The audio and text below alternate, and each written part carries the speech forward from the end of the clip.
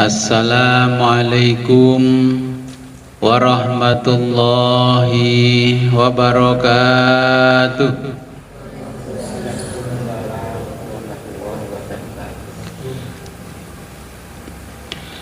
Bismillahirrahmanirrahim. Alhamdulillahi rabbil alamin. Wassalatu wassalamu ala ashrafil anbiya'i wal mursalin Sayyidina wa habibina Muhammadin wa ala alihi wa sahbihi ajma'in. Amma ba'du, la hawla wa la quwwata illa billahil aliyyil azim. Alhamdulillah, pada malam hari ini kita diberikan kenikmatan yang sangat luar biasa oleh Allah Subhanahu wa taala. Kita bisa kembali ngaji kitab tasawuf Sirrul Asrar. Sebelum kita mulai pengajian ini, marilah kita berkirim Fatihah terlebih dulu kepada junjungan kita baginda Nabi besar Muhammad sallallahu alaihi wa alihi wasallam, dan kepada muallif kitab Sirrul Asrar yakni Sultanul Aulia Syekh Abdul Qadir Jailani, dan kepada kedua orang tua kita. Semoga dengan berwasilah ini kita diberikan kemudahan-kemudahan oleh Allah Subhanahu wa taala dalam mempelajari kitab tasawuf. Ila khadratin Nabil Mustafa Rasulillah Muhammadin sallallahu alaihi wasallam wa ala alihi wa azwajihi wa auladi wa dhurriyyatihi wa jami' ashabihil kiram. Syai'ulillahi lahumul Fatihah.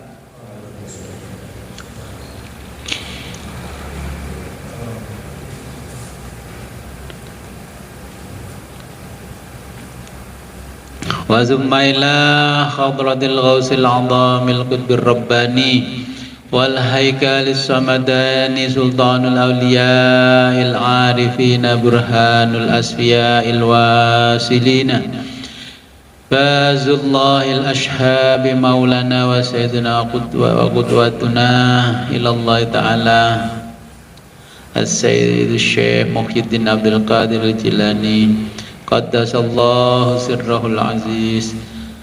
Al-Fatihah.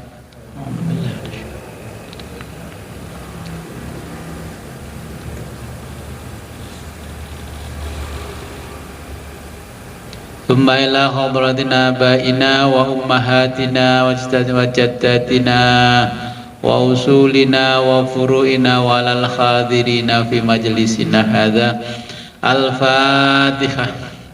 A'udzu billahi minasyaitonir rajim. Bismillahirrahmanirrahim.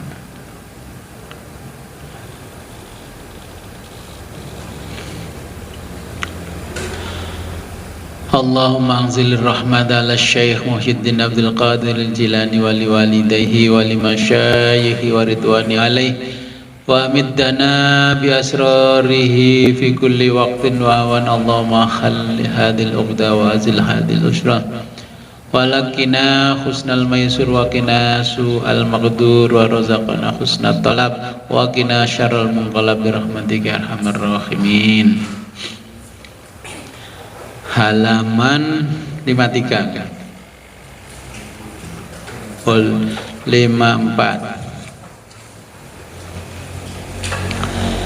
Bismillahirrahmanirrahim. Qala al-muallifu rahimahullahu ta'ala wa nafa'ana bihi wa bi'ulumihi fid dharaini amin ya rabbal alamin.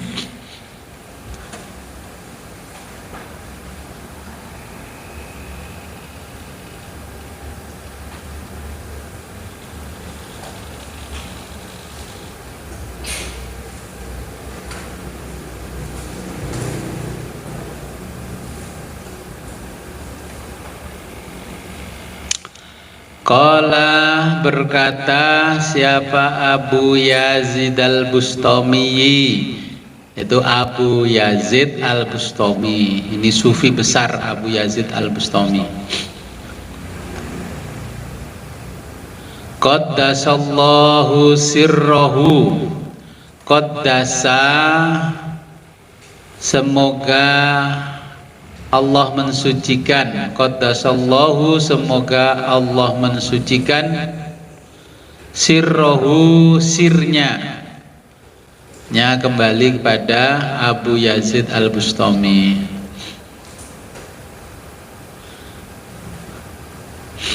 Lau jika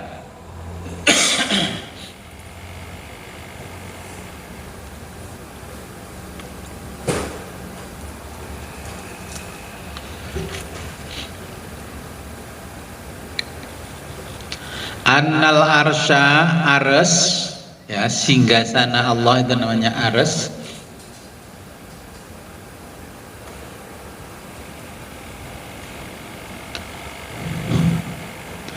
Wama, dan apa saja, atau wama dan apa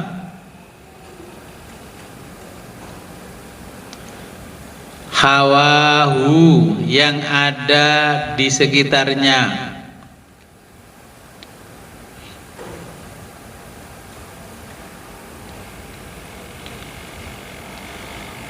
Ulqiya, disimpan.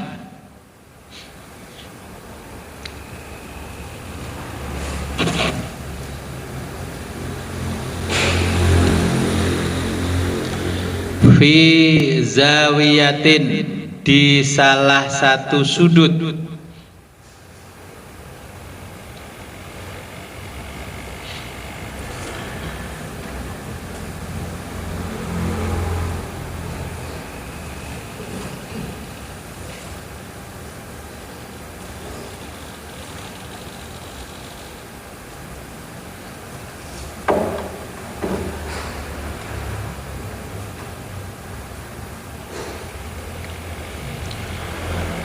Min, di mana, min, di antara, min, di antara zawaya, sudut.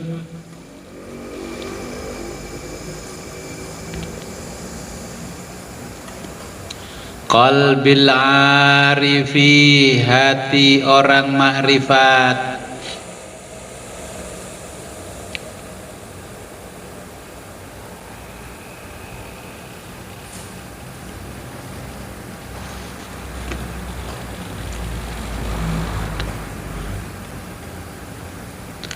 Ma, tidak akan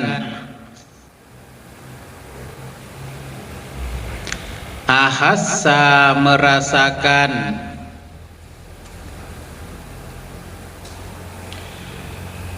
bihi, sudutnya itu,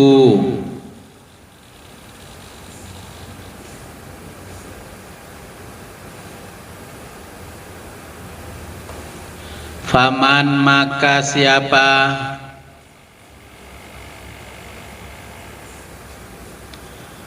ahabba, yang mencintai,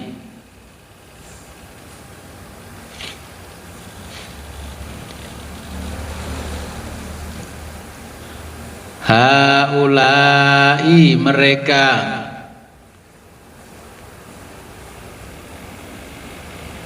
al-muhibbina, yang dicintai,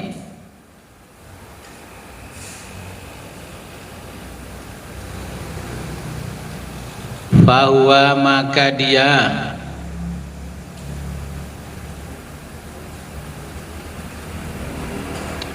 ma'ahum, akan bersama mereka,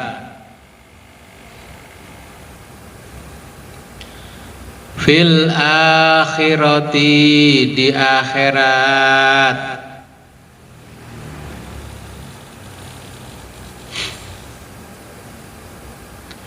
wa alamatu, dan tanda-tanda,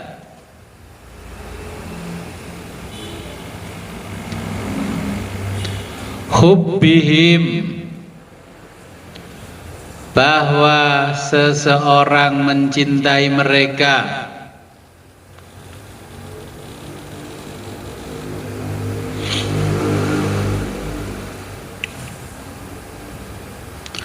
Hubbun adalah cinta.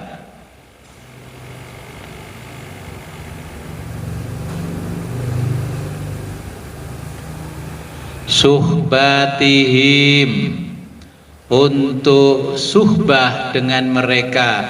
Nanti saya jelaskan suhbah itu apa, ya. Tulis suhbah saja.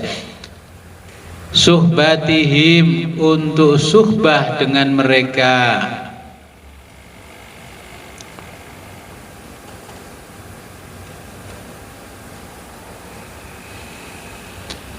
Wal ishtiyaqu, dan merindukan.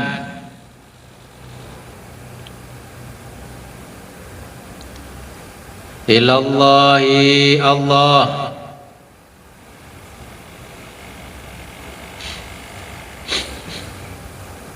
Waliqaihi, dan ingin berjumpa dengannya.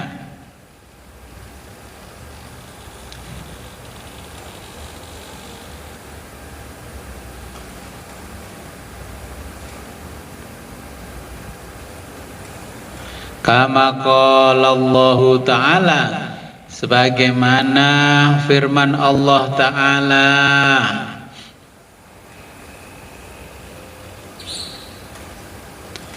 Fil hadisil qudsi, di dalam hadis qudsi.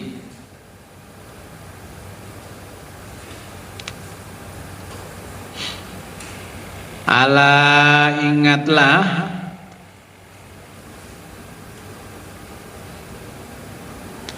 tola lama sekali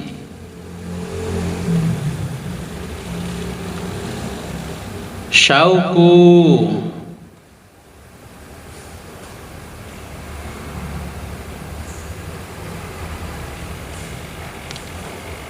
kerinduan, al-abrori, orang-orang abror.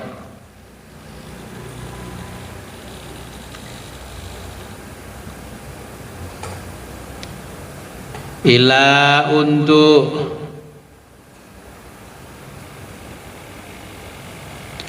liqai, berjumpa denganku.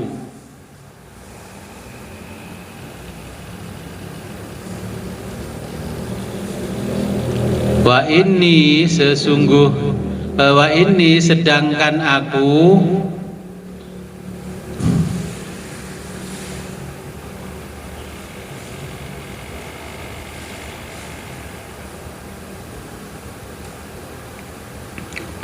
la asyaddu, lebih sangat syaukan,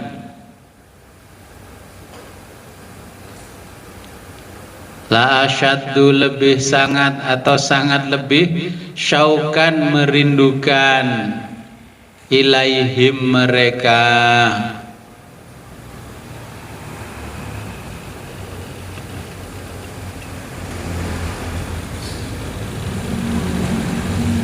Oke, saya jelaskan dulu ini.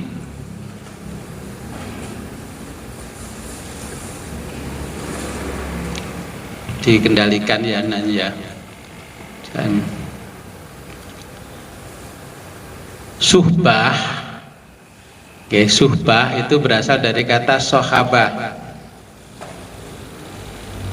Nah, orang tarekat itu mengistilahkan dengan suhbah, berasal dari kata sahabah. Ya, kenapa suhbah? Karena ini pengaruh bahasa Arabnya yang di luar Arab, karena kebanyakan tarekat kan di luar Arab seperti Persia, ya, Tajikistan dan sekitarnya, bahkan Turki. Nah, kalau Turki menyebutnya sohbet. Ya, kalau nanti ada istilah suhbah, sohbet, dalam bahasa Indonesia terjemah letterleknya persahabatan, tapi memiliki makna yang agak berbeda dengan persahabatan biasa. Jadi suhbah atau sohbet ini arti bahasanya adalah pertemanan, ya. Dalam tasawuf adalah pertemanan spiritual, bukan pertemanan perdagangan, bukan pertemanan organisasi, bukan. Jadi ini kalau ada suhbah, oh berarti pertemanan spiritual antara seorang guru dengan muridnya.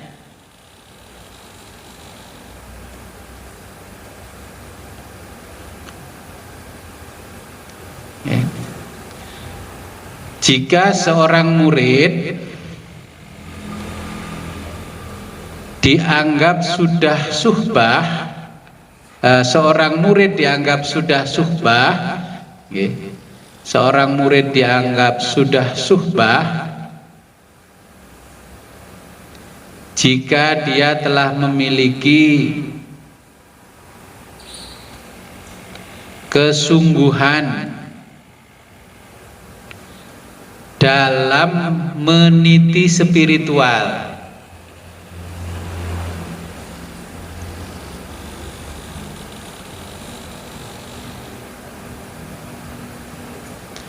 Nah, titik. Murid selalu mengikuti, murid selalu mengikuti pengajian-pengajian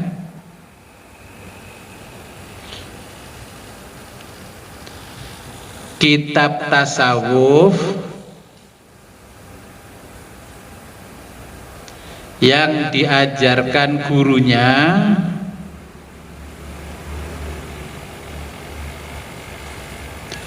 dari para sufi agung. Titik. Jadi Bapak Ibu bersama saya ini namanya suhbah. Yang dalam kategori suhbah itu yang ngajinya istiqomah kalau tasawuf. Kalau yang ngaji enggak itu tidak bisa disebut suhbah. Ya disebut jamaah akhirnya. Makanya untuk mengistilahkan suhbah itu artinya melekat pada orang yang bisa istiqomah. Kalau nggak bisa istiqomah, maka namanya jamaah. Kalau pengajian makanya diawali jama'iyatuna zumratu dzakirin. Nah, makanya harus paham kalau disebut jamaah boleh ngaji, boleh tidak. Kalau sudah suhbah berarti inilah orang-orang yang abror. Abror itu orang yang ngabekti dalam bahasa Jawa, orang yang selalu berbakti, artinya sesibuk apapun dia tetap ngaji. Jadi itu kategori suhbah. Saya bukan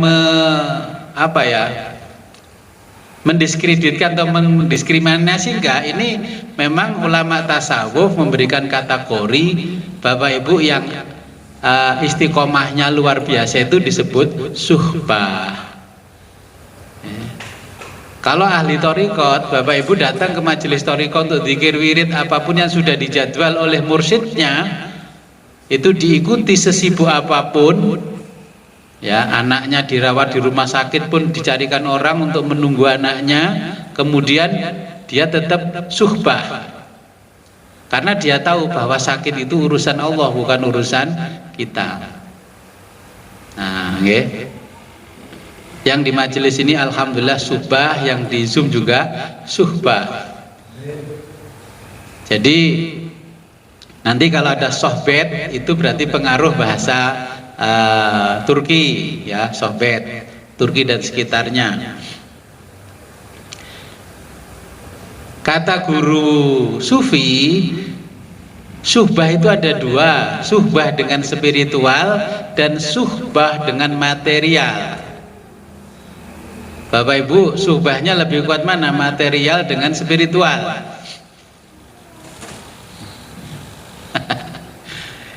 Ya, psikologi kita itu ternyata isinya adalah Mane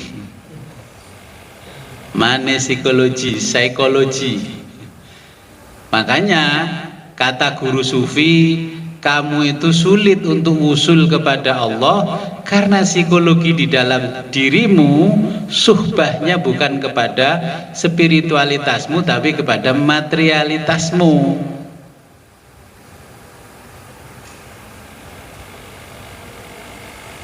Kalau dibredel ini, dibedah tubuhnya manusia, antara spiritual dengan material kayaknya penuh materialnya.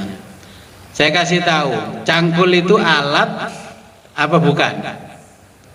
Alat kan, sabit alat kan? Alat untuk nyangkul.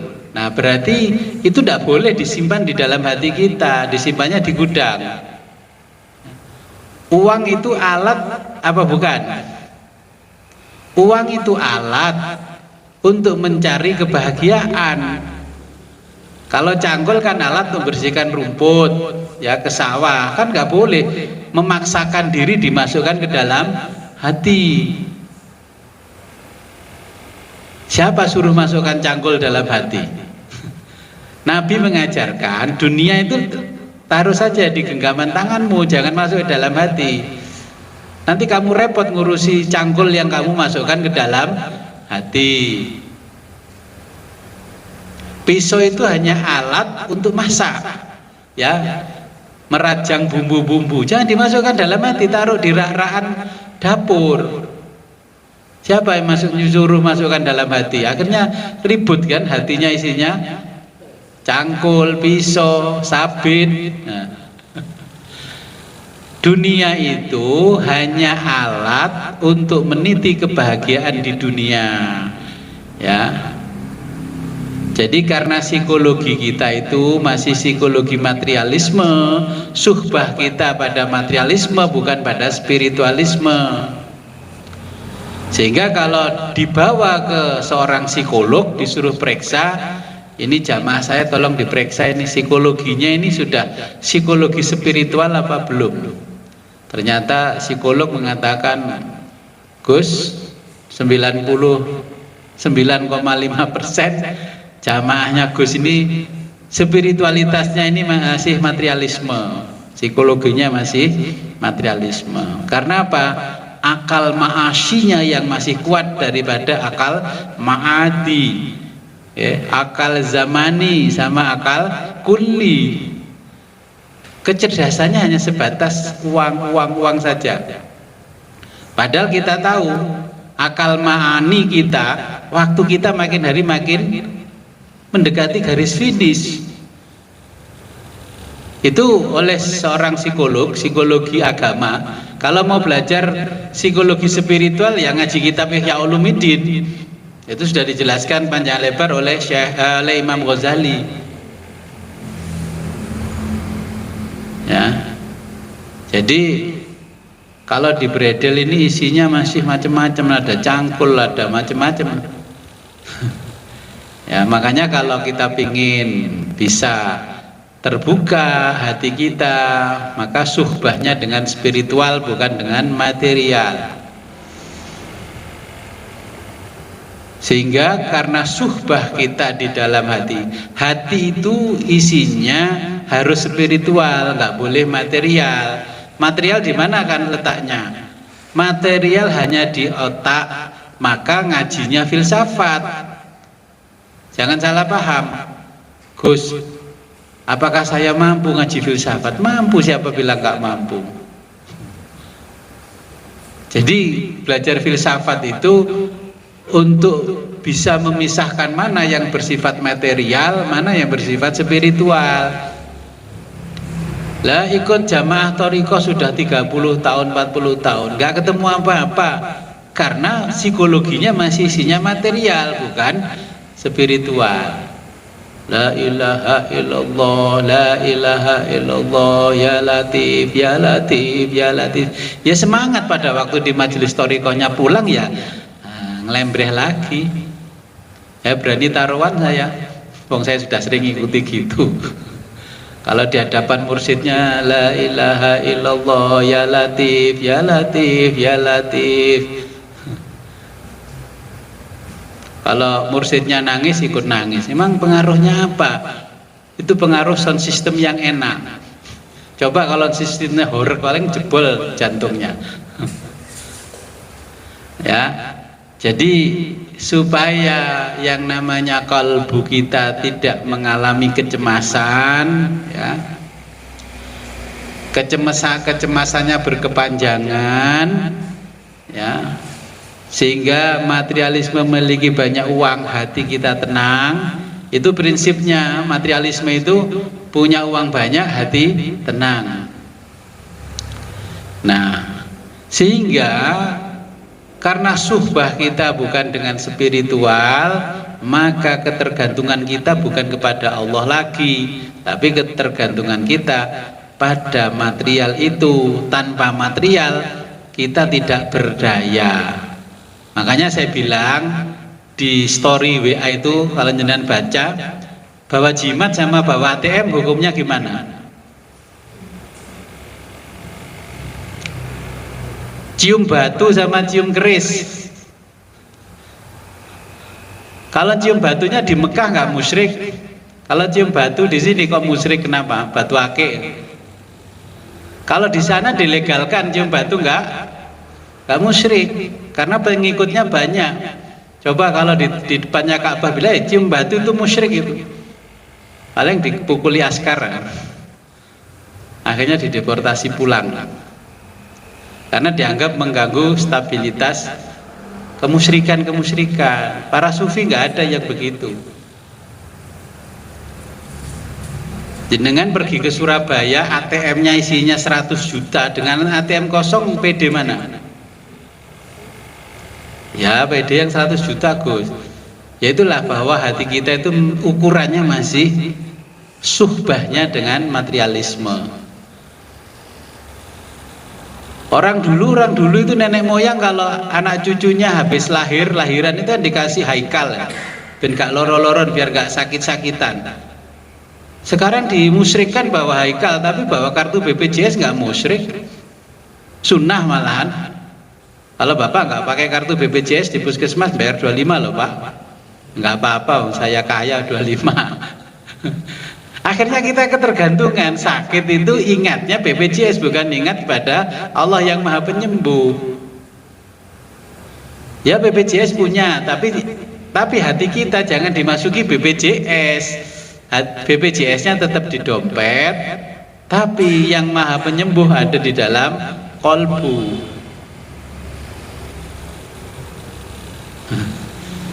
Gimana kira-kira?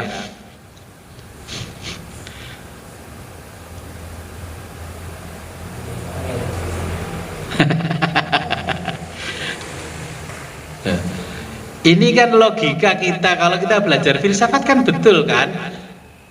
Filsafat itu mengajarkan kita yang realistis. Kenapa cium Quran itu disunahkan, cium keris musyrik? Apa bedanya? Nah, ini seorang sufi, jangan salah paham. Ya. Makanya kalau seorang sufi ngajinya tingkat tinggi. Banyak orang yang belajar tasawuf tidak mau saya naikkan levelnya, pingin tetap sekolah SD. Makanya saya contohkan Bu Siti terus itu karena apa? Sudah 13 orang sowan ke saya ngomong, kok makin kesini saya makin gelamjar Gus. Bukan gelamjar, kamu nggak percaya sama sopir bisnya. Sopir bisnya itu loh sudah pergi nganter wisatawan kemana-mana. Oke, sudahlah percayakan sama sopir bisnya, nyampe di tujuan. Oke. Kita itu naik level, mulai cara berpikirnya, konstruksi berpikirnya harus berbeda. Mensyirik-syirikan orang bawa keris, tapi kita juga bawa ATM kok faktanya. Kalau orang dulu itu bawa keris kan itu simbol strata sosial. Oh, kalau darah biru ke atas bawa keris. Keris itu ada lengkungnya berapa, itu luknya itu menunjukkan derajatnya di masyarakat.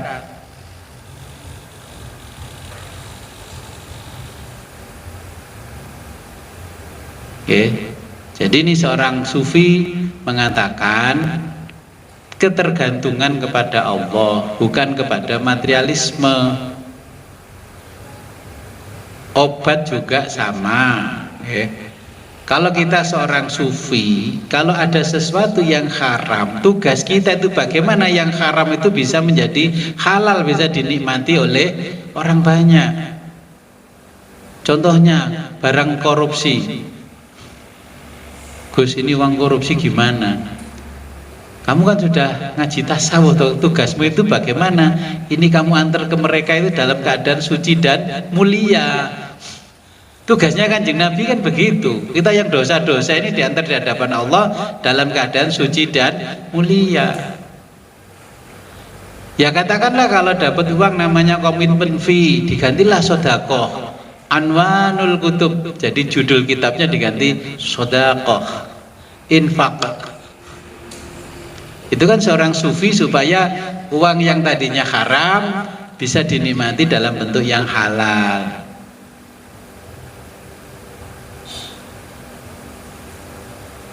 Nanti giliran sudah ngaji begini, Gus saya sering dapat komitmen fee Gus. Nanti saya doain dulu supaya ini jadi sedekah Gus. Nah itu kalau tujuan awalnya materialisme ya nggak boleh. Kalau kita gimana ini supaya ini bisa ada manfaatnya, fid dunya hasanah, wa fil akhirati hasanah.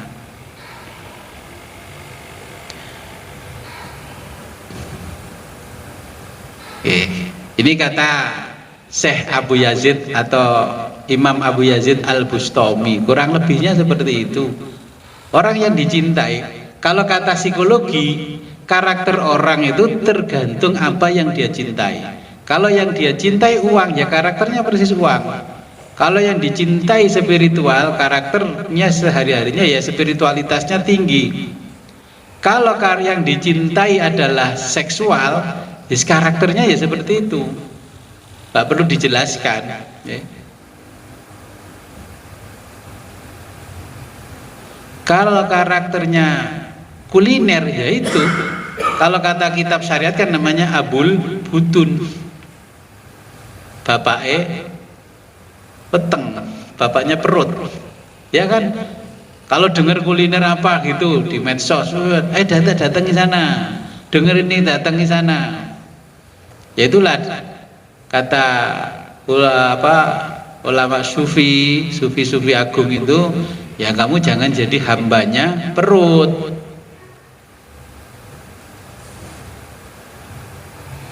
Sebelum saya lanjutkan, ada pertanyaan?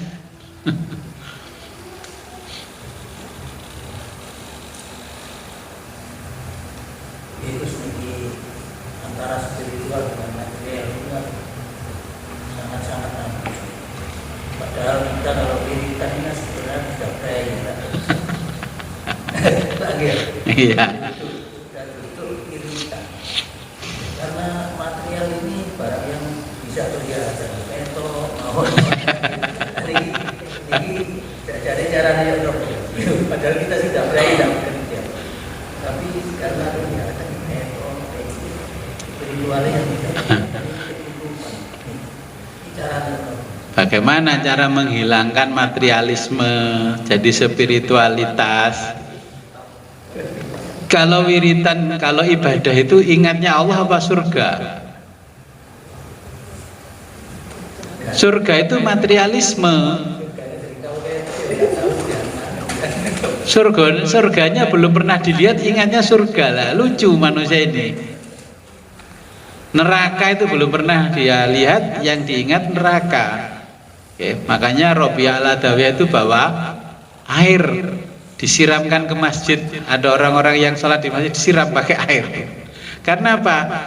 Orang yang sholat di masjid itu ingatnya neraka, takut neraka. Jadi dia itu sholatnya 5 waktu aktif, ternyata motivasinya bukan spiritual, motivasinya material. Surga neraka itu material masihan.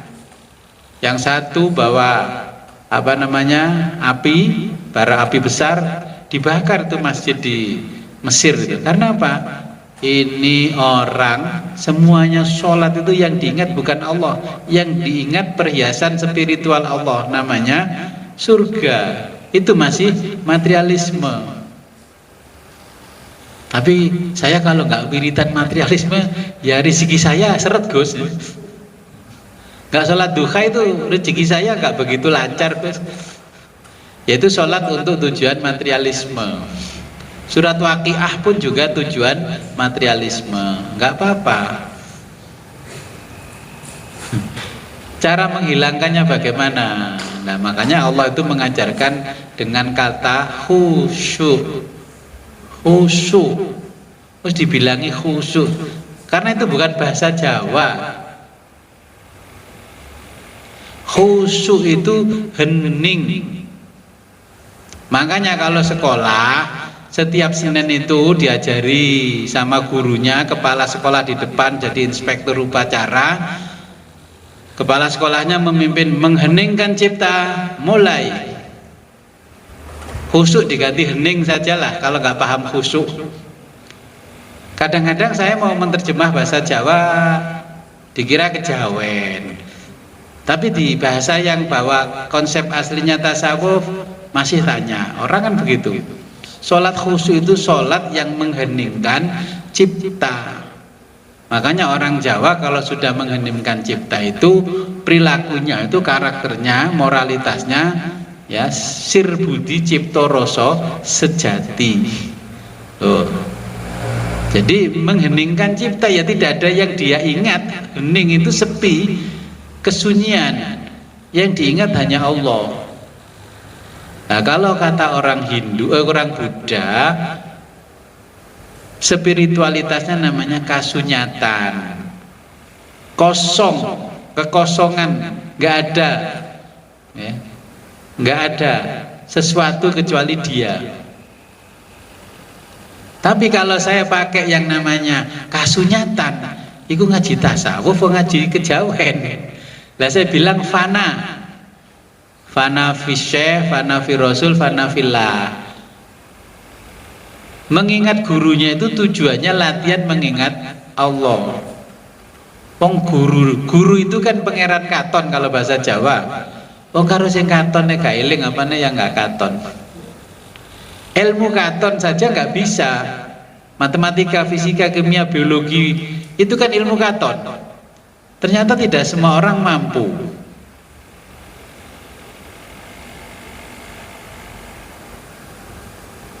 Nah, untuk membahagiakan kalbu kita itu dengan zikrullah. Bisa gak bisa mengingat Allah di tahap fase pertama ini? Zikir saja Allah, Allah, Allah, Allah, Allah. Karena apa? Untuk menggeser katakanlah 1 tera di dalam kolbu kita, yang 1 tera itu tinggal 0,0 giga itu isinya kan materialisme itu 90%. Supaya materialismenya tergeser dengan spiritualitas, makanya zikir terus Allah, Allah, Allah, Allah, supaya menghapus file-file yang materialisme, dikeluarkan dari kolbu kita biar diletakkan di luar kolbu. Itu cara menghilangkan ingatan materialisme yang nempel di dalam hati. Karena kita sejak kecil kalau sekolah, kamu sekolah cita-citanya apa nak? Pengen jadi dokter, pengen jadi ini, jadi itu sudah materialisme. Kalau orang dulu niat nyekolahkan anaknya, niat ingsun nyekolahno anak, ngilangi kebodohan. Sekarang malah diciptakan sekolah SMK untuk mempercepat dapat pekerjaan. Ternyata bayarannya murah, terus menyesal sekolahnya. Jadi sudut pandang kita ini selalu materialisme. Jadi untuk membersihkan hati dan menggeser posisi materialitas yang ada dalam kolbu itu dengan zikir Allah, Allah, Allah. Syekh Abdul Qadir Jailani itu 100.000 kelasnya Al-Ghaus, Al-Qutub. Nah kita berapa?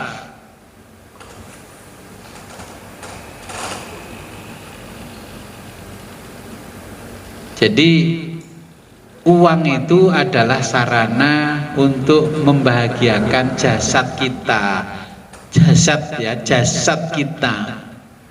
Kita makan makanan enak, minum minuman enak, itu yang merasakan nikmatnya adalah jasad.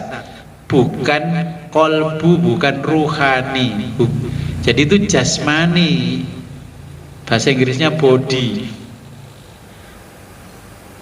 Nah, untuk menguatkan ruhani kita, asupannya adalah zikrullah. Boleh Allah, Allah, Allah, Allah, atau boleh juga hu. Boleh juga ya Rahman, ya Rahim, ya Rahman, ya Rahim, ya Latif, ya Latif, ya Latif, boleh. Jadi untuk menghilangkan materialisme yang sudah melekat puluhan tahun, bahkan hampir setengah perjalanan hidup kita isinya materialisme. Jadi cara menghilanginya seperti itu. Mungkin yang di Zoom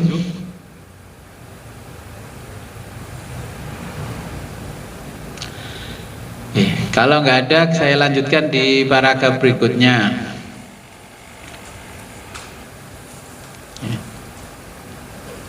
Sufi itu yang dicita-citakan adalah perjumpaannya dengan Allah. Kita itu berjumpa raja, berjumpa presiden, berjumpa artis saja selfie saking senengnya kan. Tapi kita lupa nggak pernah punya cita-cita ingin selfie dengan Allah.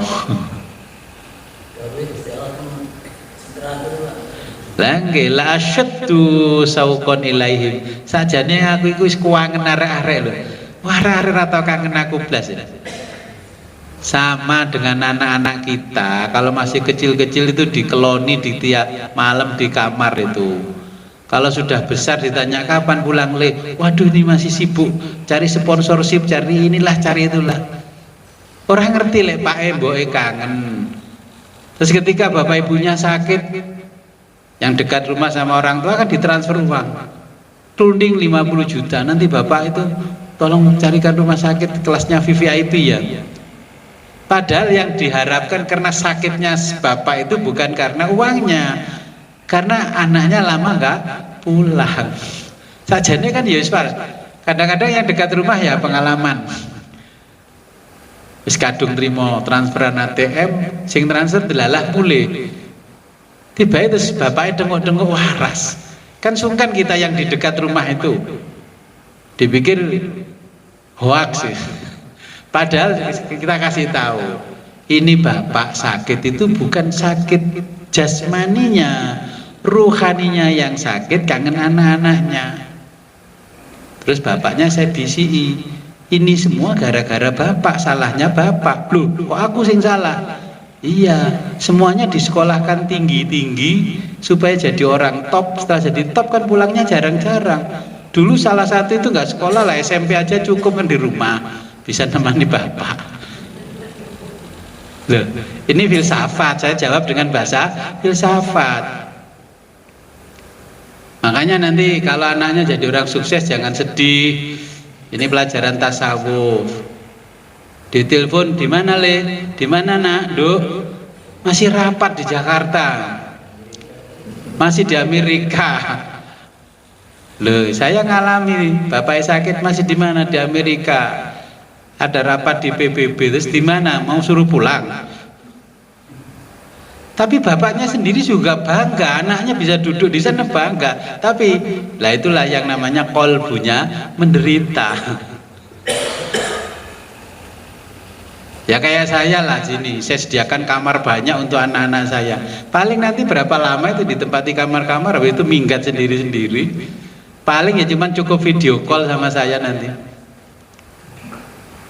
Jenengan semua sudah ngalami gitu toh. Mulih-mulih lek wis loro. Jaluk kelon mae. Nah, kita belajar tasawuf ya supaya kalau terjadi hal serupa seperti itu enggak kaget. Ya, enggak kaget. Wong itu sudah duniawi. Itu materialisme itu. Jadi orang yang abror itu orang-orang yang berbakti kepada Allah, kebaktiannya mengalahkan dengan kepentingan yang lain, itu namanya abror. Makanya orang tafaul dengan abror tuh bangun masjid, Masjidul Abror gitu loh, masjidnya wong sing ngabekti nang Gusti Allah. Kita lanjutkan, wa amma libasuhum, wa amma adapun libasuhum, pakaian orang-orang sufi. Nah ini nanti pakaian itu mempengaruhi jiwa kita. Wa amma adapun libasuhum, pakaian orang-orang sufi. Fa'ala, terdiri atas salah sati 3 aujuhin macam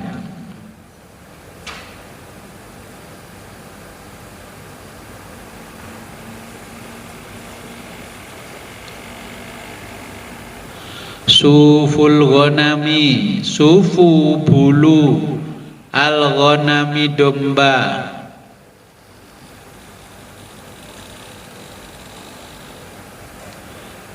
lil mubtadi'i, bagi pemula. Kalau di bidang lain namanya bagi ahli pratama. Kalau kuliah, kalau masih D1 sampai D3 ini.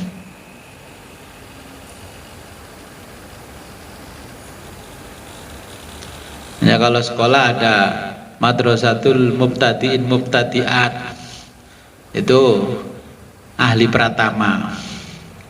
Wasuful ma'zi, wasufu dan bulu al ma'zi, kambing.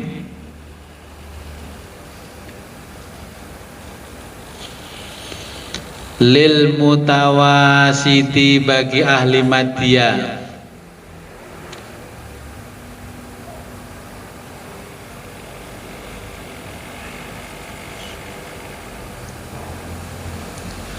Wasuful maz'ari maz'azi, wasufu dan bulu al maz'azi wol halus, yakni wol, bulu wol yang halus.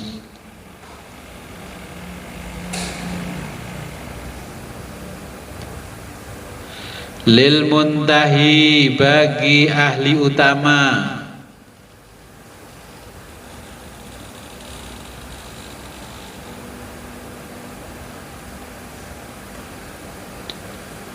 Wahwa, yaitu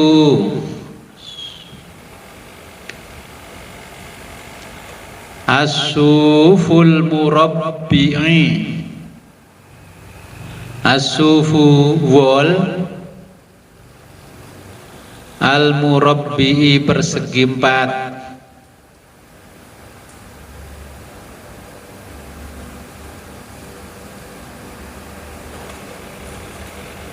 Qala, berkata sahibu tafsiril majma'i, sahibu pengarang tafsir al majma', yaitu tafsir al majma'.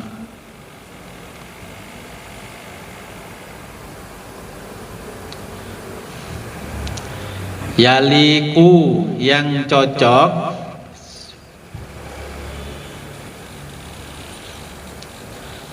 bizuhadi, bagi orang zuhud,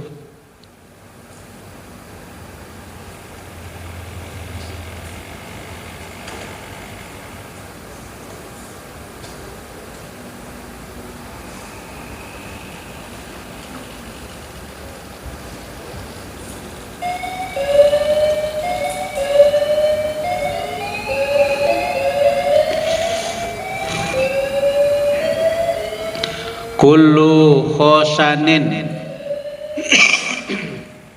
kullu setiap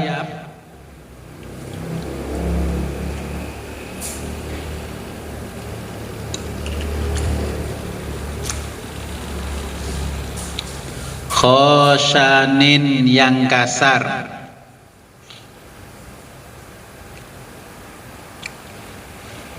minal malbasi termasuk pakaian,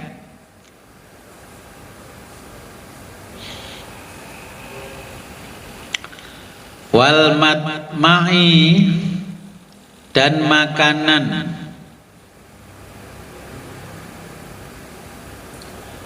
wal masyrobi dan minuman,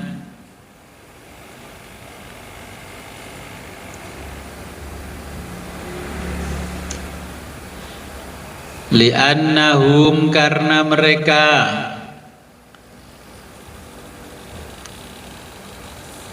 ahlul ibtidai, ahli pratama,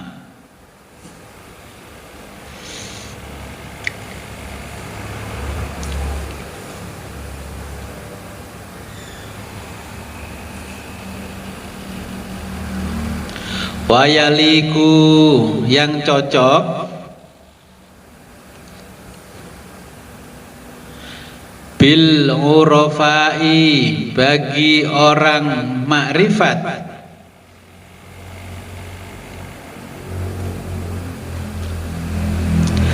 al wasilina yang sudah usul,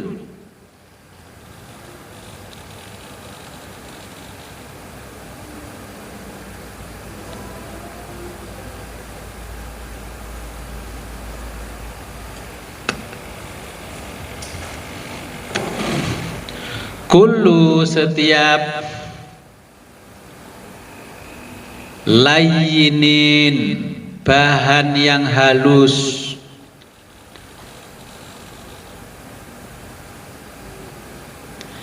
minha darinya,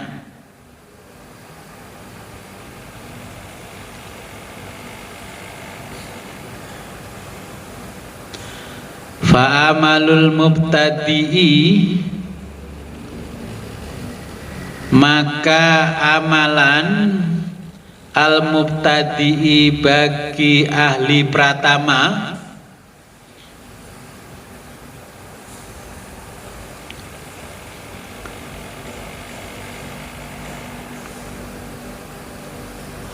mutalawwanun masih bercampur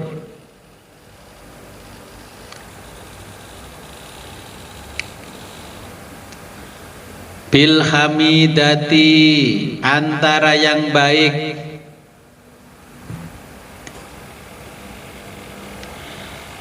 wa bidzamimati dan yang buruk,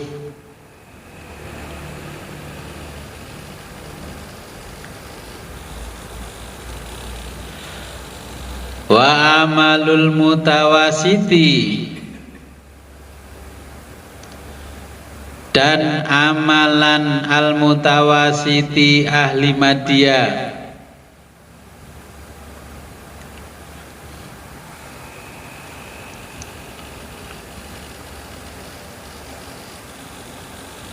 mutalawwanun bercampurnya,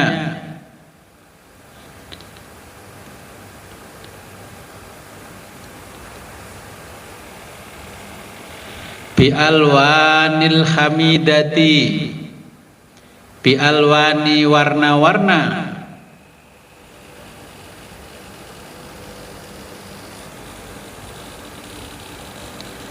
al hamidati terpuji,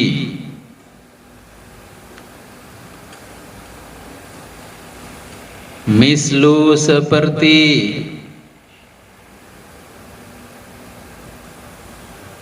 nuris syariati cahaya syariat,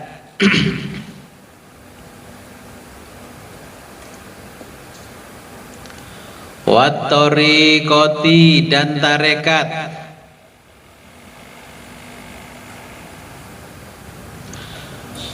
wal ma'rifati dan ma'rifat,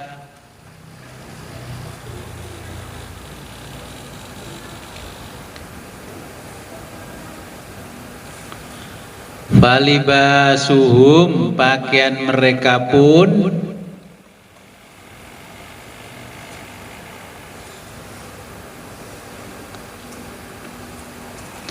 mutalawwanun,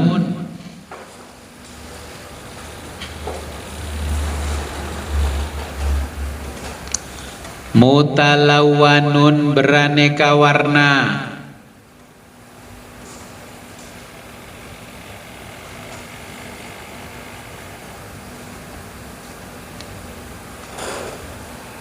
mislul bayadhi seperti putih,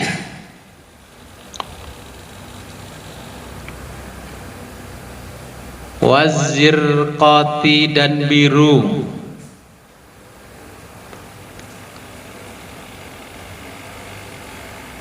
wal khodrati dan hijau,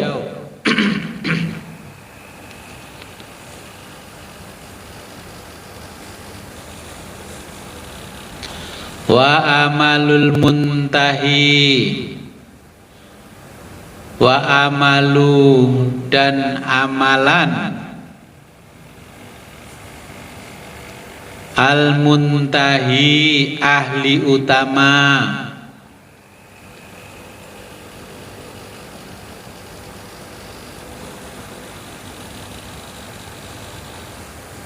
khola tidak lagi,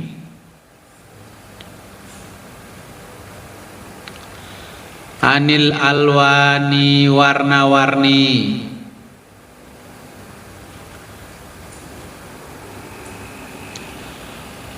kulliha semuanya,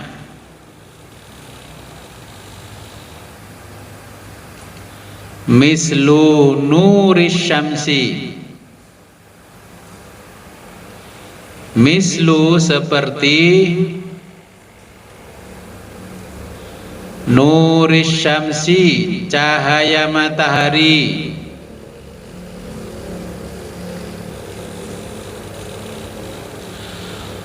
wa nuruha dan cahayanya,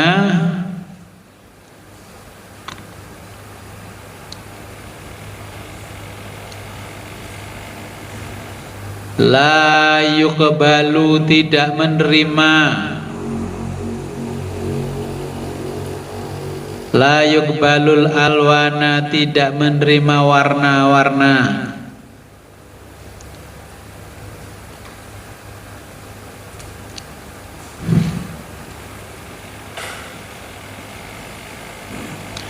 wa kadza demikian juga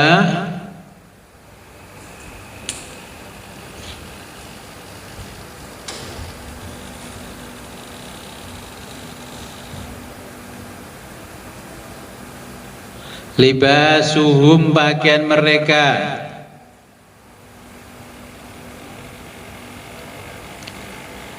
la yuqbalu tidak lagi menerima,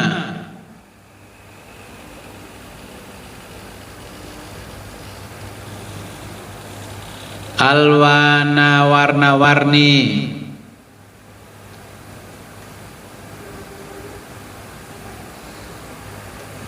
mislus sawadi seperti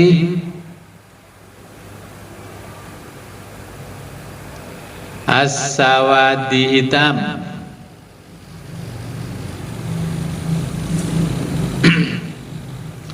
wa huwa yaitu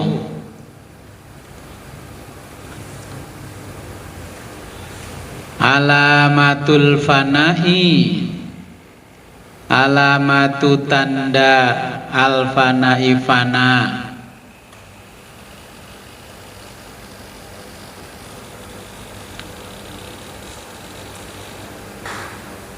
wa huwa yaitu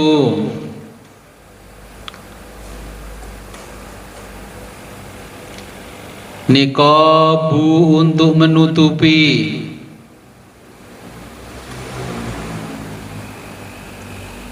nuri cahaya,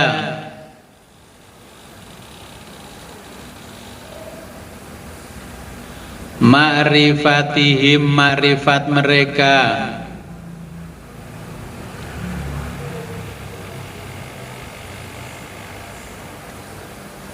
kama sebagaimana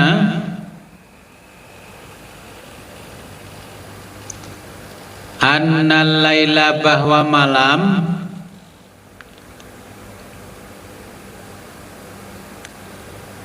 Niqabu menutupi, nuris syamsi cahaya matahari,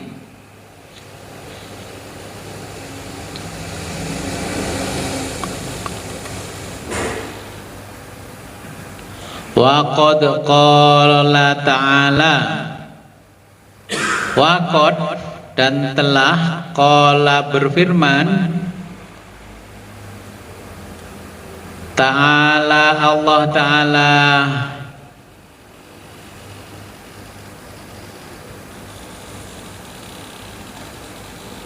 yughshil lailan nahara, yughshi dia menutupkan, al-laila malam,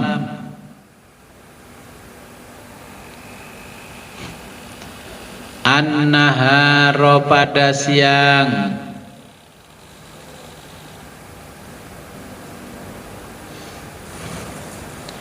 wa kama qala Allah Ta'ala, sebagaimana qala berfirman siapa Allah Ta'ala, Allah Ta'ala,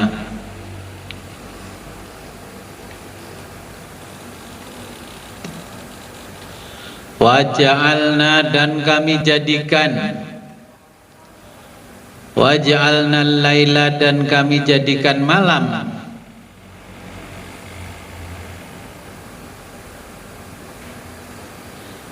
libasan sebagai pakaian,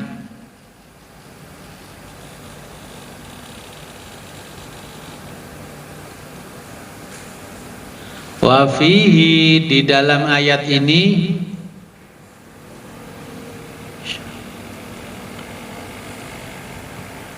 isyaratun terkandung isyarat,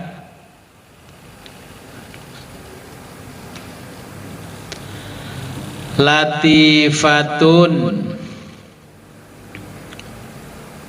yang halus,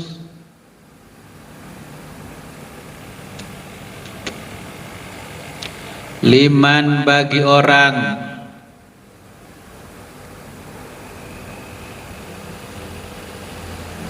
lahu yang memiliki,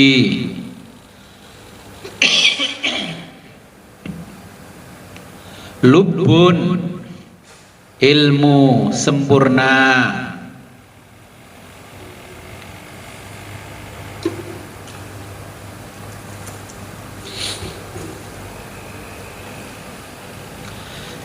paragraf ini saya jelaskan dulu. Saya itu sering ditanya orang, kenapa Gus rumahnya kok aksesorisnya hijau, hijau, hijau? Kalau melihat ini apa hijau? Sampai kopiah saya contohi pakai hijau, jilbab pakai hijau. Kalau kita sedang belajar tasawuf, ya, yang kita kaji tasawuf, acara-acara pentingnya pakai hijau itu menandakan apa? Biar pertumbuhan spiritualitas kita besar. Ibarat setrum, biar setrumnya besar. Ya, karena yang disukai oleh spiritualitas kita adalah warna hijau, bukan warna merah.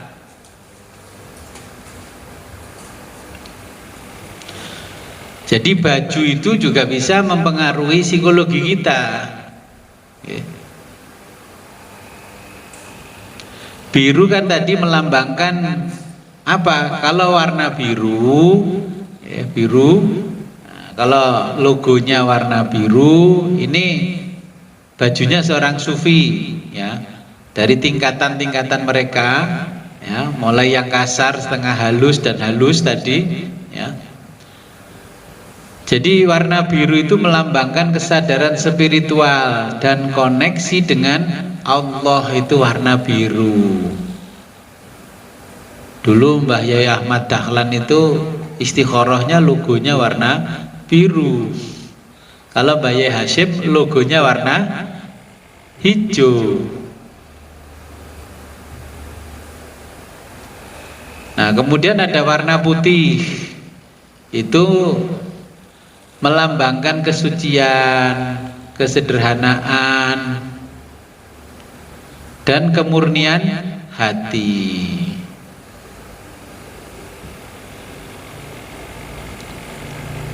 Kemudian yang ketiga adalah hijau.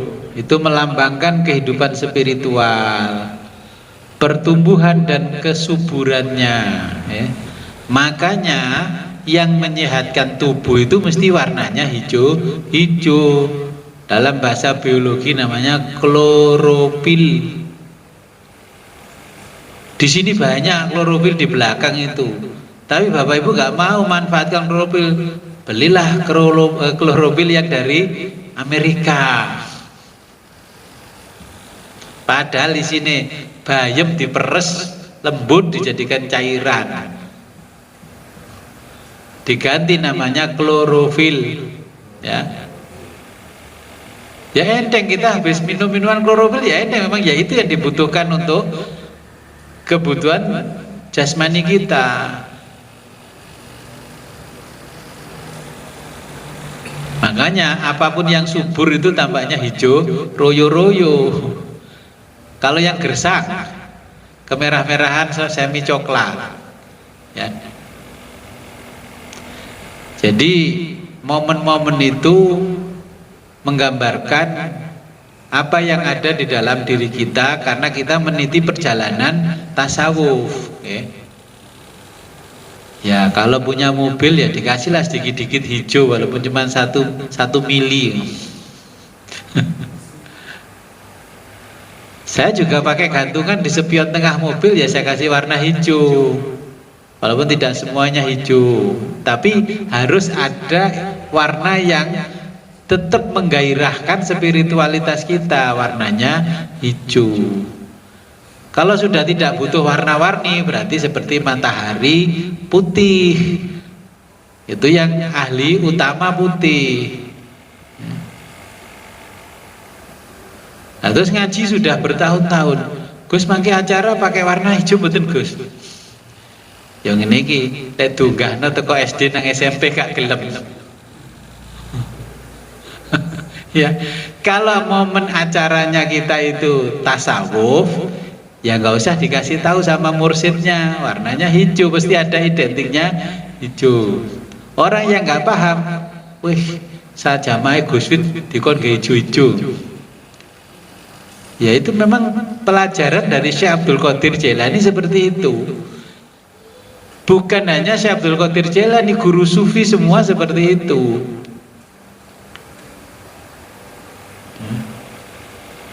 Warna yang melekat pada diri kita ini, ya, adalah warna juga yang mempengaruhi spiritualitas kita. Ya. Makanya kalau bikin keramiknya rumah jangan kotak-kotak merah hitam seperti main catur. Ya putih-putih polos. Jadi memang desain rumah itu mencerminkan spiritualitas orangnya.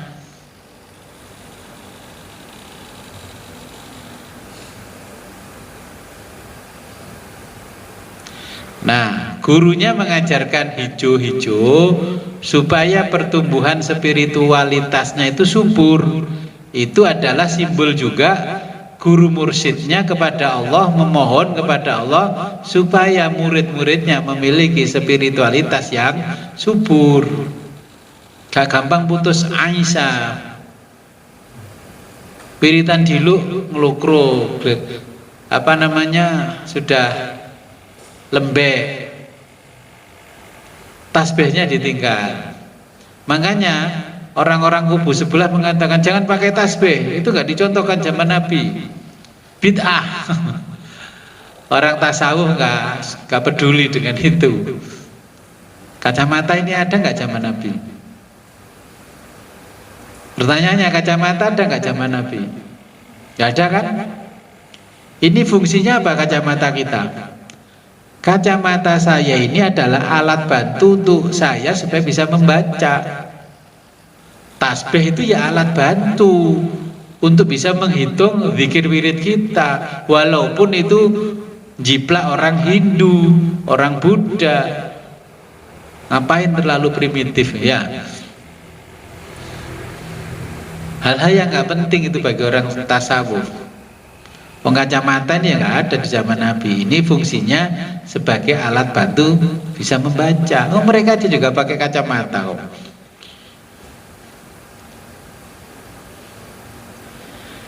Oke, mungkin sampai sini dulu. Ada pertanyaan? Assalamualaikum Gus. Waalaikumsalam. Tentang warna nih Gus tadi. Yang hitam belum dijabarkan, kalau yang hitam tuh gimana Gus? Hitam kalau di Tangsel itu untuk orang-orang yang mengalami penderitaan. Ya, di Jakarta itu hitam yang mengalami penderitaan. Makanya orang yang menderita itu orang-orang yang mendatangi orang-orang yang mengalami penderitaan itu, dalam bahasa Arabnya namanya takziyah. Takziyah itu berasal dari kata ta'azza yata'izzu ta'ziyatan, artinya memberikan semangat kekuatan batinnya. Ya, makanya orang kalau takziah bajunya hitam. Kalau di Jakarta sama Tangsel yang hitam-hitam mesti artis ini. Datang takziah ke siapa warna hitam. Kenapa yang paham kok artis? Yang belajar tasawuf kok nggak paham? Ada saudaranya mati, pakai bajunya ngejreng merah. Warna hitam itu simbol bahwa semuanya sudah tidak ada warna. Itu untuk menyembunyikan kearifan, kemakrifatan dirinya, maka dia pakai warna hitam.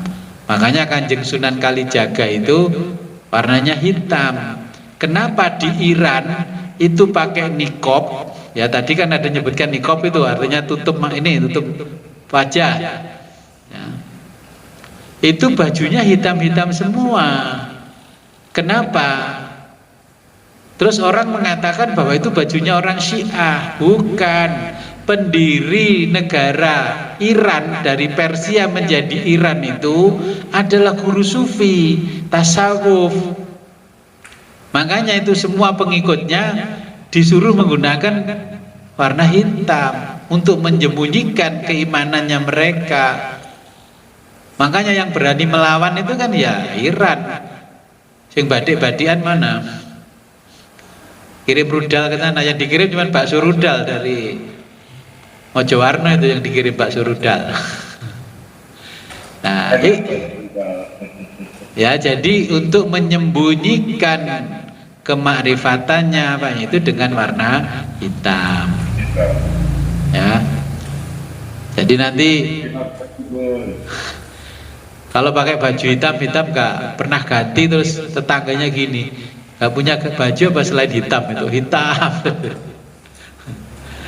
Makanya ulama terdahulu kopiahnya diberi warna hitam untuk menyembunyikan kesombongan kita ini. Makrifat itu nanti bahaya kalau nggak ada ilmunya, malah sombong. Makanya kopiahnya ini diberi warna hitam. Kalau bersama saya warna hitam harusnya terakhir, hijau dulu ya, biar spiritualitasnya tumbuh. Setelah tumbuh baru warna hitam ya. Kalau warna-warni gimana Gus? Itu masih kelasnya syariat, masih banyak warna-warni ya.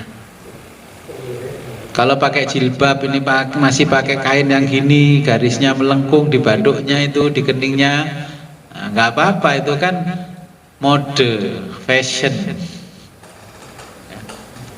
Ada lagi? Oke, sebentar. Oke, silakan Pak. Orang-orang sufi itu yang sudah dekatnya orang sufi apa itu otomatis masuk ke waliyo boleh? Jadi untuk mencapai wali Allah, ilmu yang dibutuhkan adalah tasawuf. Kalau orang sudah disebut oleh orang di sekitarnya guru sufi, berarti itu sudah wali Allah. Wali itu artinya teman, Allah ya Allah. Jadi orang yang sudah dekat suhbahnya, kurbah dengan Allah, makanya disebut wali. Jadi ilmu yang diajarkan para wali adalah ilmu tasawuf. Jadi kalau ngaji tasawuf belum tentu itu wali, tapi kalau sufi sudah wali, karena julukan untuk wali adalah sufi. Kalau julukan untuk ahli syariat adalah kiai. Bahasa Arabnya irkiai, orang yang cerdas, masuk bahasa Jawa jadi kiai. Ya. Jadi memang sebutan untuk wali-wali Allah yang sudah makomnya tinggi itu sufi, guru sufi, bukan guru mursyid, bukan syekh, tapi sudah sufi. Makanya di dalam kitabnya itu pasti disebutkan sufi agung. Ya. Syekh Abdul Qadir Jailani Ghaus itu sudah presidennya para wali, disebutnya Ghaus. Kalau masih pembantunya para wali, ya sudah wali tapi namanya abdal. Ya, wali abdal. Di setiap daerah ada walinya Allah, namanya wali abdal. Ya sama, saya dikomentari orang, ngaji kitab Sirul Asrar itu harusnya ulama besar yang sudah walinya Allah. Itulah malam cilakanya nggak belajar filsafat. Harusnya kalau orang itu belajar filsafat, kok ada orang yang mampu ngaji kitabnya Syekh Abdul Qadir Jailani. Kalau ada orang kok mampu membongkar mobil Alphard, berarti itu kan teknisi yang pinter beneran, yaitu walinya Toyota namanya. Ya kan? Itu walinya Toyota.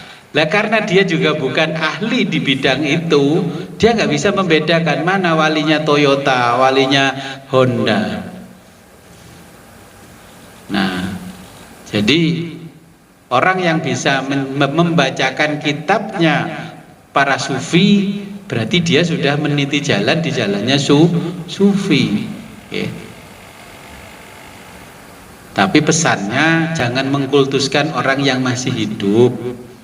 Ya, karena masih hidup nanti jangan-jangan di akhir hayatnya kepleset.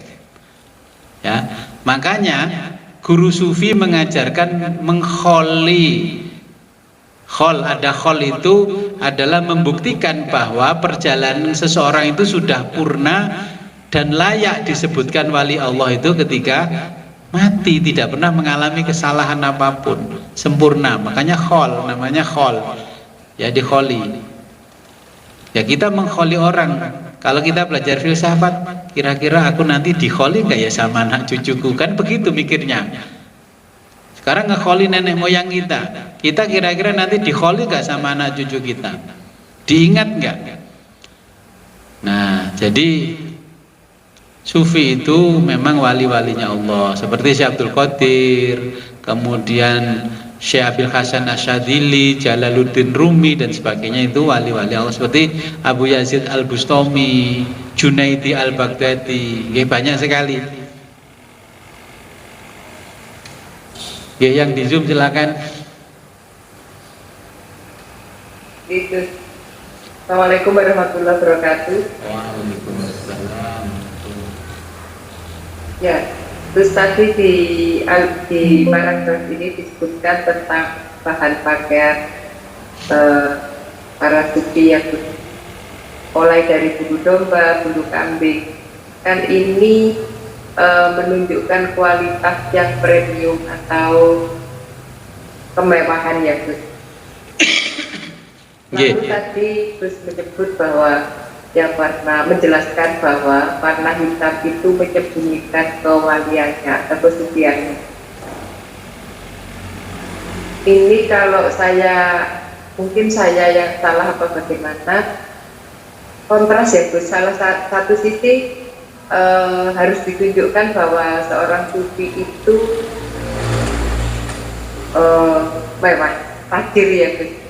Kemudian tapi satu sisi dengan menggunakan warna hitam itu menyebutkan kewaliannya. Ini bagaimana ya Gus, penjelasan di sini ya Gus? Oke. Betul. Ya, jadi gini, kalau sufi betul-betul sufi itu harus kaya raya memang, ya. Bagaimana bisa menghidupi umat-umat itu? Ya. Jadi kalau guru sufi justru kalau mengadakan pengajian itu dia yang membiayai pengajian itu. Bapak Ibu nanti ketika sebentar lagi kan Rabiul Awal itu ada apa? Maulid Nabi. Kalau panitia kok masih bawa proposal berarti belum wali, belum sufi. Para sufi terdahulu itu gimana ada kegiatan 100% dia yang membiayai, karena dia tahu bahwa itu tujuannya adalah untuk Allah. Nah, itu bisa kita lihat ya, itu dari perilakunya seorang sufi. Tapi murid yang belum levelnya belum madya, masih pratama, dibiayai guru sufi niku wis enak, guruku wis penak gak tau narik apa-apa. Lah itu diajari supaya kamu bisa jadi sufi. Ya. Nah, kemudian guru sufi itu mengajarkannya dengan simbol-simbol. Ibu jualan apa? Saya jualan minuman gini, Gus. Ya, kalau guru sufi, minuman yang diminum itu bisa menyehatkan badan, berarti simbol dari Allah itu kan warna hijau. Makanya gunakanlah ada di dalam diri kita dan bisnis kita juga warna hijau. Karena warna kehidupan. Dan di akhirat juga simbol-simbol yang banyak warnanya hijau. Nah, simbol yang paling bagus itu hijau dari sutra. Makanya para sufi itu mensimbolkan antara hubungan duniawi dengan ukhrawi dengan warna hijau yang terbuat dari sutra. Makanya di situ sundusul akhdar, sutra hijau. Nah, kemudian bagaimana dengan warna yang lain kok hitam? Makanya sufi agung itu biasanya malah tidak menggunakan atribut sama sekali. Bajunya juga modis, sederhana. Katakanlah baju putih itu ya baju yang 100.003, malah 100.003. Kayak yang saya pakai ini masih 500 ini, karena dapat hadiah. Ini 500, nggak apa-apa karena hadiah. Kalau saya beli sendiri ya 100.003.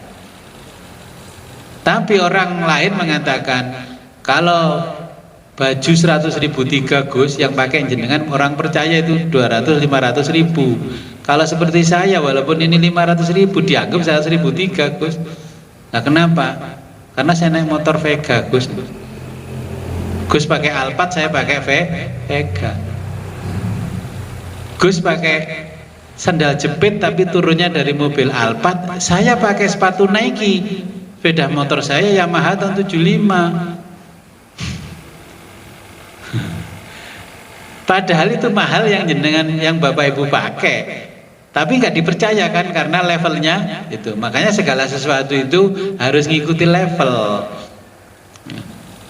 Orang pergi naik bis, wis pakaiannya lumayan, ibu-ibu itu komplit lah itu, make upnya sampai glowing, tapi naik bis sepatunya ya. Tapi orang-orang yang naik Innova, naik Fortuner, Alphard, mobil-mobil mewah, paling kalau soblong ya kan, dia tidak butuh menunjukkan entitas atau jati dirinya. Dengan simbol yang dia bawa sudah yakin itu orang kaya. Nah, kalau naik bis Bagong, bis Harapan dari Terminal Pari ke Surabaya, walaupun kita orang kaya, sanad kita derajatnya turun jadi orang miskin. Jadi warna-warna itu adalah simbol, karena Nabi sendiri berdoa kepada Allah tidak selalu dengan kata-kata, cukup dengan simbol. Makanya wali di Jawa juga menggunakan simbol namanya ingkung. Ingkung itu simbolnya para sufi di Jawa.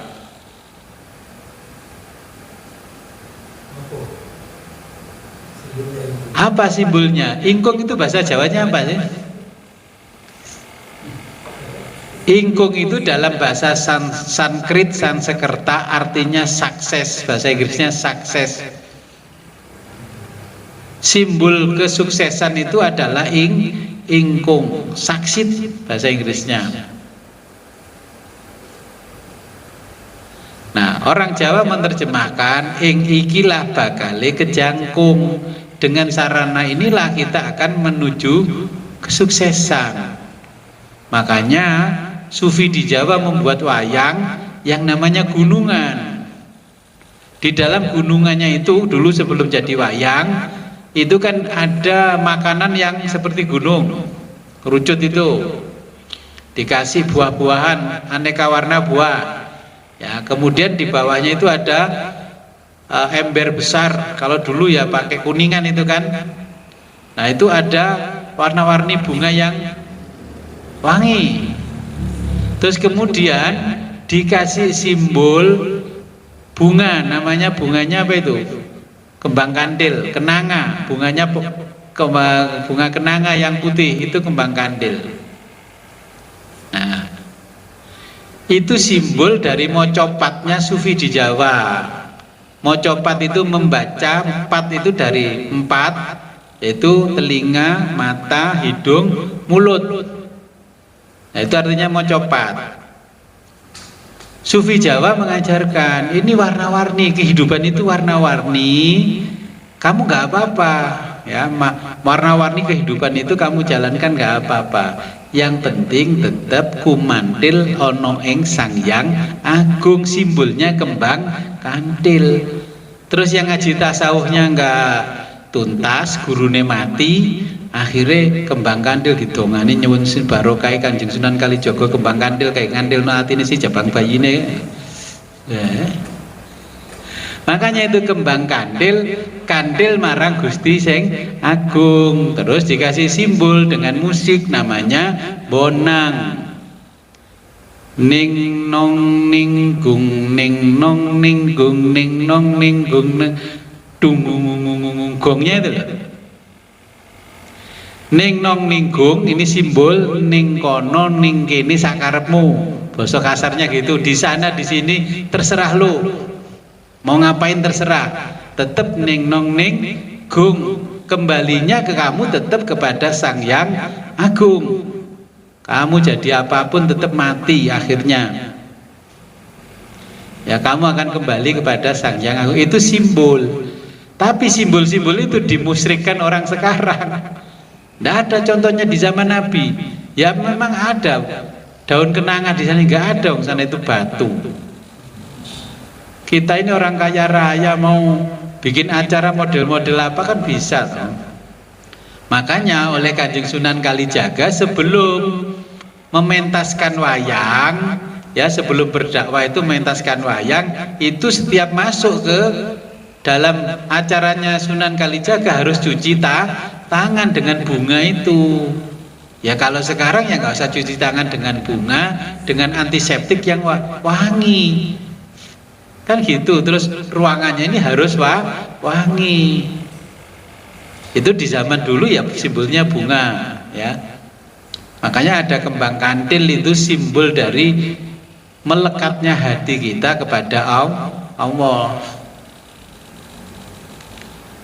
Nah makanya ada muridnya, anak yang kecil diutus kepada raja yang jadi muridnya Sunan Kalijogo. Kalau nyindir, yang disindir tambah guyu-guyu, tambah tertawa, terbahak-bahak. Raja di Mataram disindir, dikirimi seniman oleh Sunan Kalijogo, nyanyinya apa? Gundul-gundul pacul-cul, gembelengan, nyunggi-nyunggi wakul-kul, gembelengan, wakul nglimpang segone dadi salatar, wakul nglimpang segone dadi salatar. Raja tambah tepuk tangan gembira. Itu guru sufi, nusuk matanya itu tidak terasa sakit. Gundul pacul. Gundul ya ini telanjang.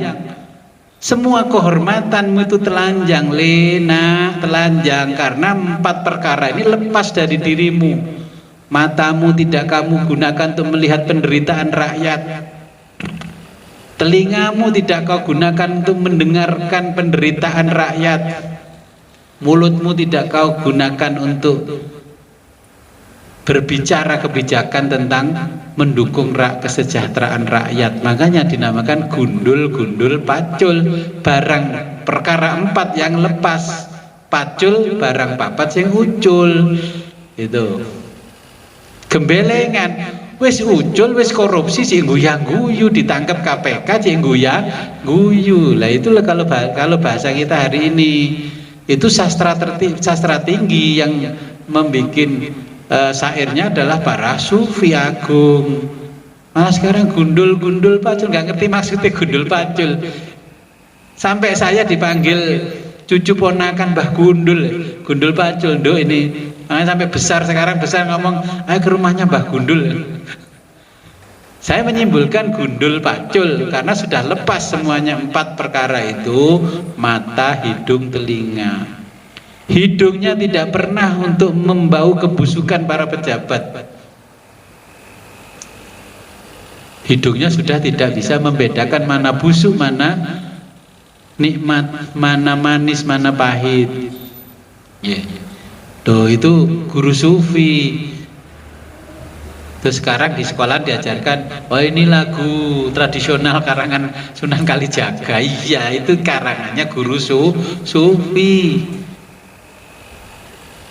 Terus anak kecil di sana disuruh joget-joget, pantatnya disuruh menghadap ke raja. Wah, anak-anak itu pinter kalau nari. Dulu tarian itu juga simbol-simbol sufisme di Jawa. Apa orang Jawa namanya? Raja itu dibodoh-bodohkan sama guru sufinya dengan dipledisi silit. Pantatnya itu loh, kayak Raja Harun Ar-Rasyid dikasih pantat sama Abu Nawas. Itu simbol membodohkan orang yang sebodoh-bodohnya. Tapi kan malah nggak tersinggung. Coba kalau kita ngomong goblok itu, diperkarakan orang. Itu loh bedanya, yang memperingatkan guru sufi, yang diperingatkan tidak merasa tersinggung, tambah bahagia.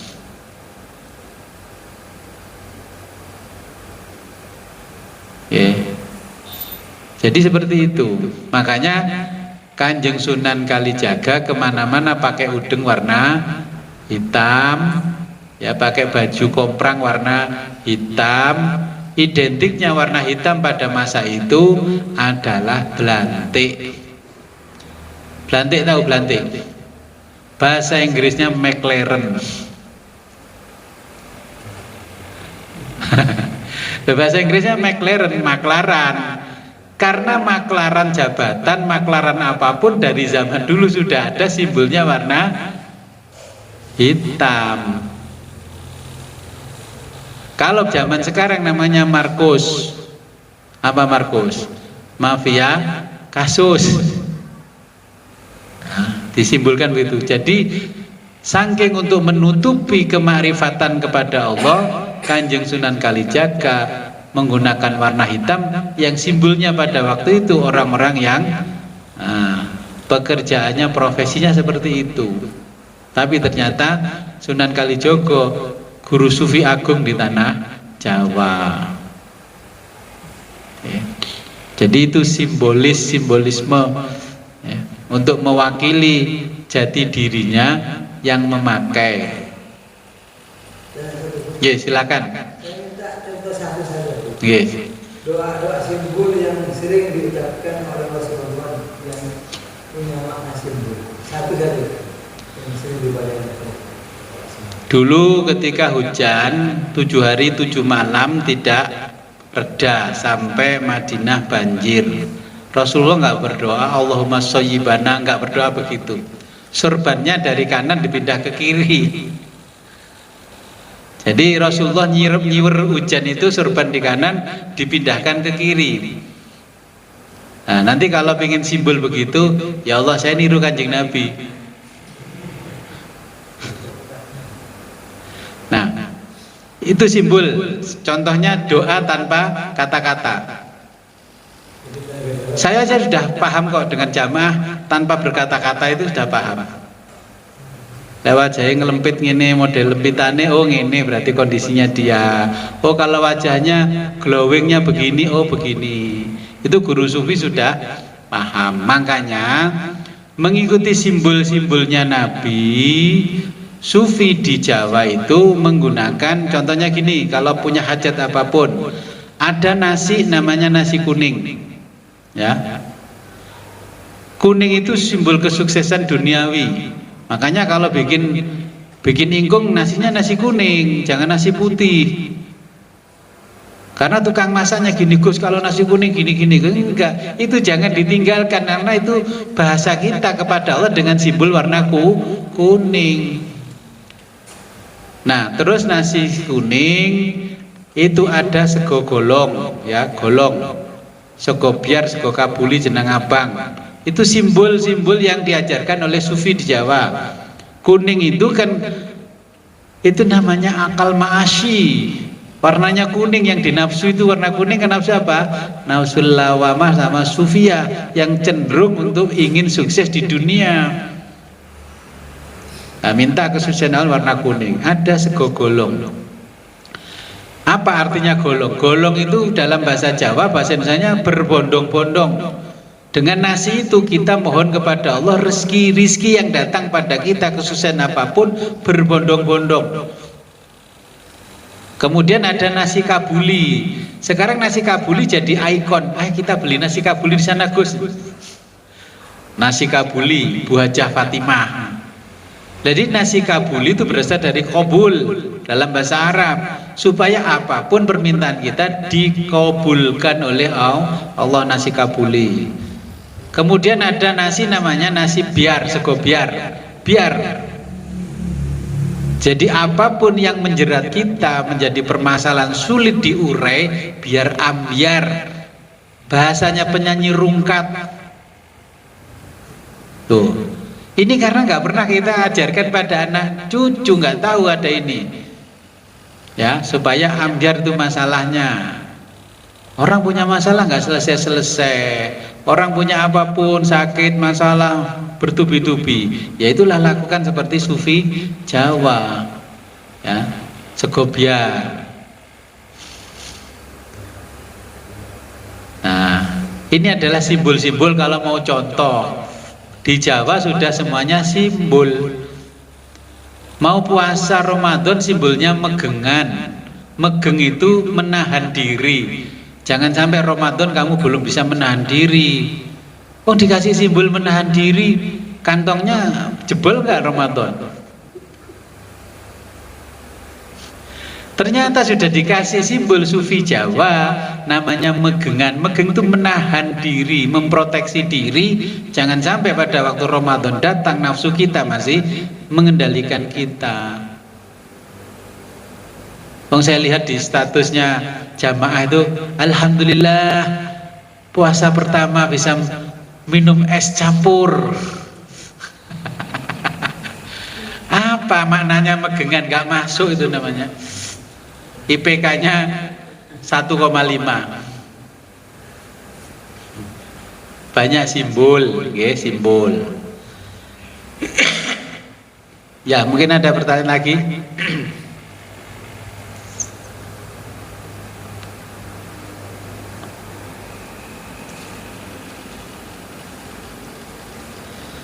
Tapi simbol itu kan bisa dipahami oleh kata Allah ini kan ada isyarat libasan wa fihi isyaratun latifatun liman lahu lubbun.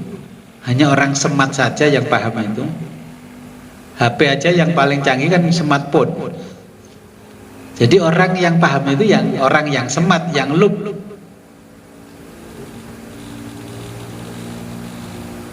Kalau nggak smart justru mengkafir-kafirkan dan mensyirik-syirikan, bid'ahkan. Biarin aja kalau nggak smart.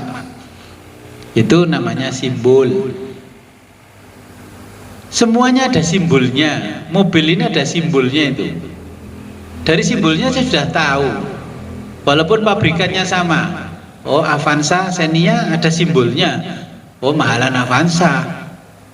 Orang yang naik Avanza lebih bangga daripada naik Xenia karena harganya lebih tinggi, padahal dinaiki ya sama. Simbol, ini ada menunjukkan simbol. Lah, makanya kalau nggak ngerti maksudnya nggak manjur. Pokoknya dulu Gus, nenek moyang ngajarkan gini ya saya ikut Gus. Jadi itulah namanya taklid.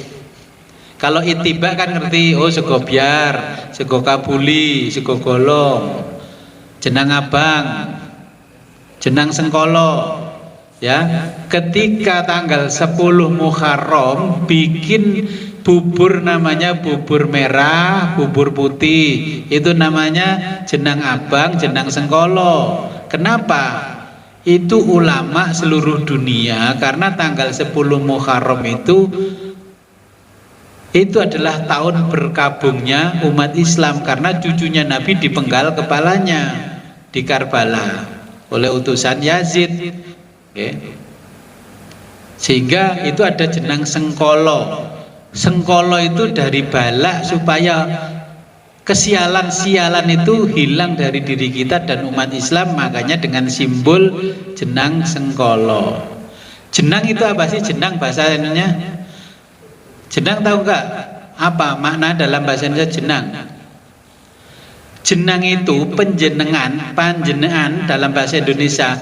Bahasa Inggrisnya branding. Tahu branding? Saya lebih paham branding Gus. Babysitter tahu nggak apa? Bahasa tahu kan babysitter? Kalau ada orang dipakai seragam model begini, ada anak kecil dirawat itu kemana namanya babysitter. Kalau saya menyebutkan dalam bahasa Indonesia pramusiwi, paham nggak? Pramusiwi itu ya bahasa Inggrisnya babysitter. Saya ngaji dengan medsos begini nih, namanya podcast. Podcast bahasa Inggris tahu kan? Oh itu lagi podcast Gus, lagi podcast. Apa bahasa Indonesianya podcast? Wah, bukan. Podcast bahasa Indonesianya itu siniar.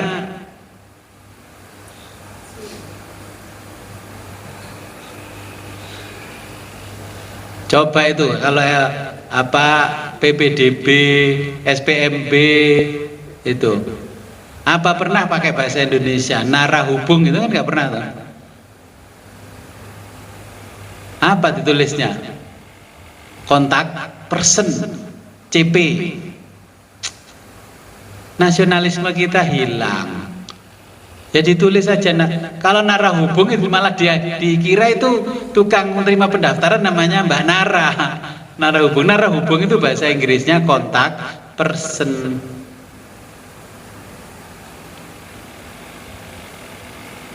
Passion bahasa Inggris tahu passion? Apa bahasa Indonesianya passion? Tahu Sujono, tahu?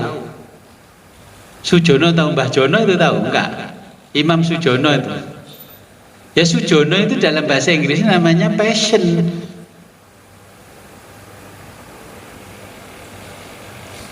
Bisa saja namanya rencana itu passion. Tahu Jesus, tahu Jesus? Apa Jesus? Justru malah bahasa aslinya nggak paham. Nah ini yang bikin masalah kita. Oke. Jadi warna-warna itu pun juga mempengaruhi passion kita. Rencana kita itu juga passion di sini. Ya, itu mempengaruhi. Apa yang menjadi pengaruh batin kita itu biasanya akan diluapkan dalam ekspresi di luar diri kita.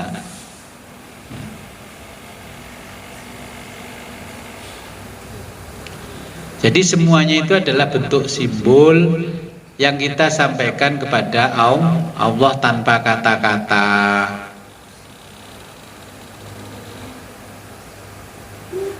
Nggih.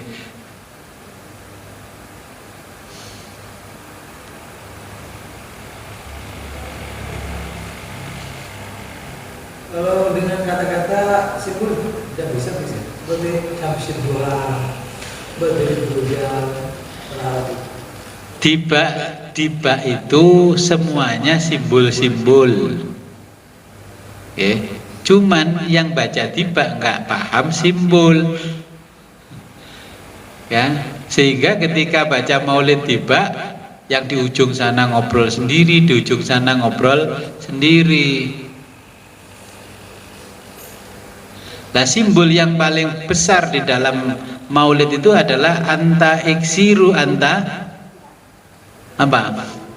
Lah, anta iksiru anta al-ghali. Iksir itu pohon iksir, pohon kayu yang di dalamnya ada galihnya terbuat dari emas, itu namanya iksir. Pohon iksir. Kalau kamu bisa menemukan galih kangkung, kamu berarti makrifat. Ya, di mana ada kangkung keluar galihnya, tapi ada itu simbolnya pohon iksir. Anta iksiru anta ghali.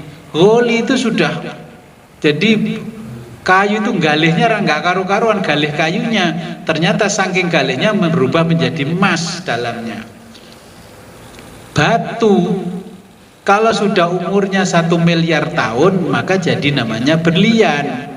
Itu batu yang terpendam di dalam bumi, usianya 1 miliar tahun jadi berlian. Kalau batu kali nggak ada harganya karena terbiasa banyak. Itu simbol-simbol yang ada di tiba.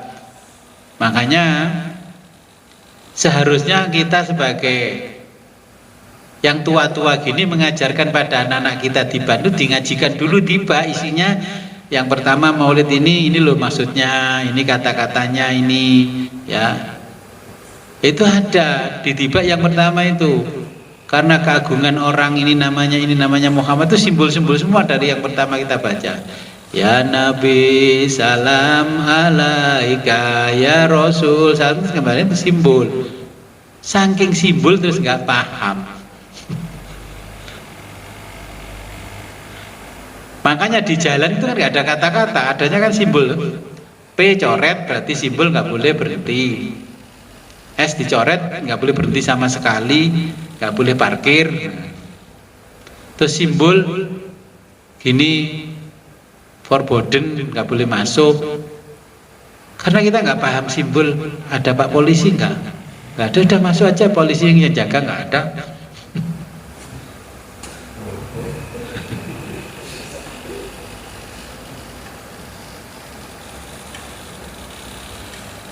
Jadi semuanya menggunakan simbol, sampai duniawi pun simbol, ukhrawi juga simbol. Wong kita sedih itu disimbolkan oleh Allah di wajah kita kok. Bahagia itu juga disimbolkan Allah di wajah. Orang kaya disimbolkan Allah di wajahnya juga kelihatan kaya walaupun dia itu enggak berpenampilan kaya. Jadi semuanya simbol-simbol, tapi kita kadang-kadang nggak pernah paham dengan simbol itu. Makanya para sufi itu nggak pernah banyak bicara karena sudah paham dengan simbol. Oke, ada lagi pertanyaan?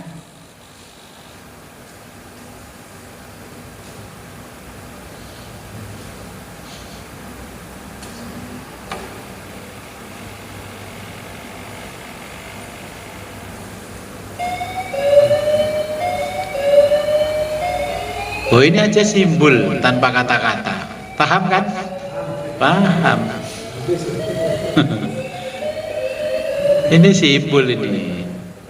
Kalau Anda harus berhenti. Ini kan akal zamani, simbol bagi akal zamani. Nah, bahasa Inggrisnya ya time over. Kalau main game ya game over ini namanya.